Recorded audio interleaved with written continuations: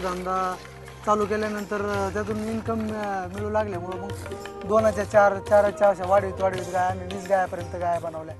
त्यामुळं त्याच्यातून आम्ही काही नाही तरी महिन्याला 70 ते 80 हजार रुपये पेमेंटपर्यंत पगार पण घेतला. दुधाची गोष्ट सुरू होते पाण्यापासून आणि शेतातून.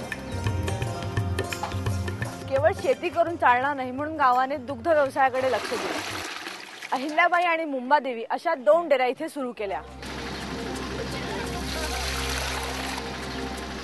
रोज सकाळी गावातून दुधाचं कलेक्शन होतं 1800 लिटर.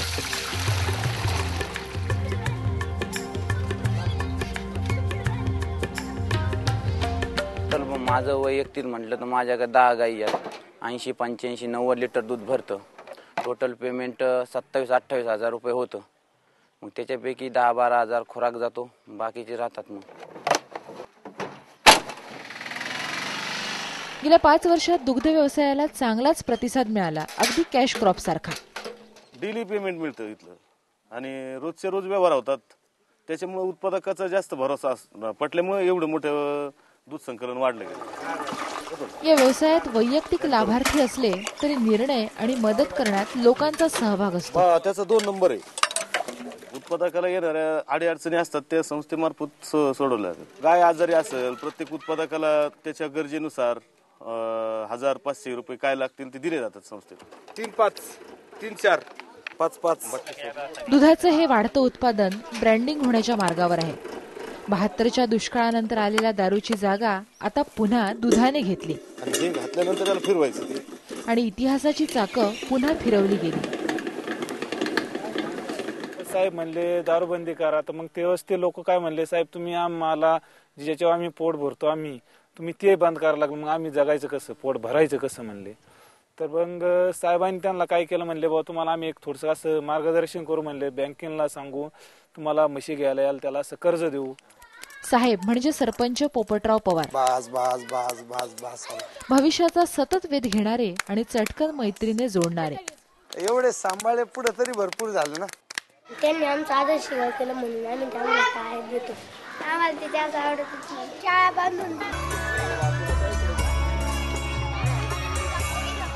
शाळेकडे लक्ष दिलं. 18 लोकांनी स्वतःच्या दगड मातीची छपराची घरं पाडून दिली आणि तिथं आम्ही शाळा बांधली. मग ज्यांनी शाळेला जागा दिली त्याला इंदिराचं घरकुल, जवाहर विहीर, जीवनधारा विहीर, वैयक्तिक लाभाच्या योजना.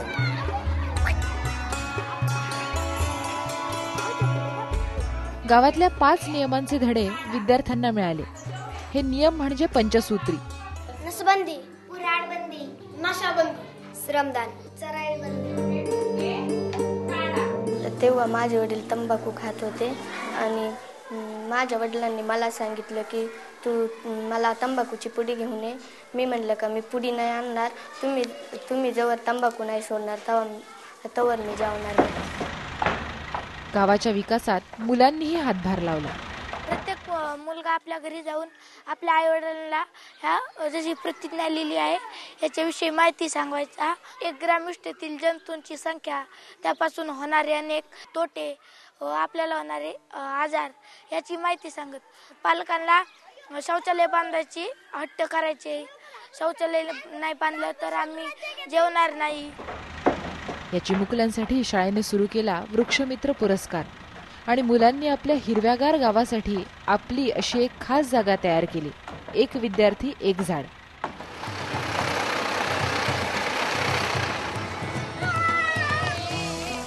ही हिरवीगार संस्कृती बघण्यासाठी रोज हिवरे बाजारात रांगा लागतात. कोणासाठी हे असतं पंढरपूर, कोणासाठी असते सहल, तर कोणासाठी स्टडी टूर, तर कोणी आलं असतं आपल्याही भागात नंदनवन फुलवण्याचं स्वप्न घेऊन. हम भी ये चाहते हैं कि हमारे गांव में भी इसी टाइप से गांव का सुधारा होए. हिवरे बाजारात ही जिद्द दिसते लोकांच्या सहभागातून. लोकांना गरज वाटेल तेव्हा इथे वर्षातून कितीही वेळा ग्रामसभा भरते. या उपक्रमामध्ये मोलाचं सहकार्य केलं. इथे कोणताही खर्च न करता रस्ताही बनवला जातो. 1995 साली ज्यावेळेस हिवरे बाजारला TN शेषण भेट देणार होते, 3 दिवस गावकऱ्यांनी पूर्ण रस्ता समाधान केला. ते येत होते म्हणून रस्ता केला, ते नाही आलं तरी चालन, रस्त्याला नाव देऊन टाकू TN शेषण रोडवर. इथे लग्नापूर्वी HIV टेस्ट सक्तीची होते.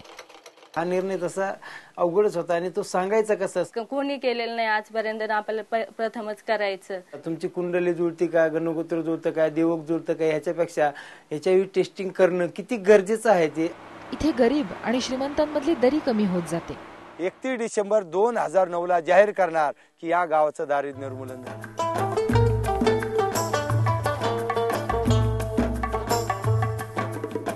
इथे भांडणाच्या गोष्टी होत नाहीत, हिवरे बाजाराच्या गोष्टीत माणसं खुश असतात.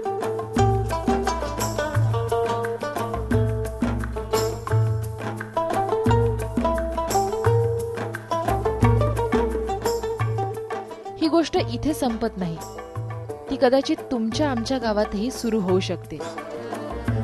हिवरे बाजार, हिरव्यागार गावाची गोष्ट.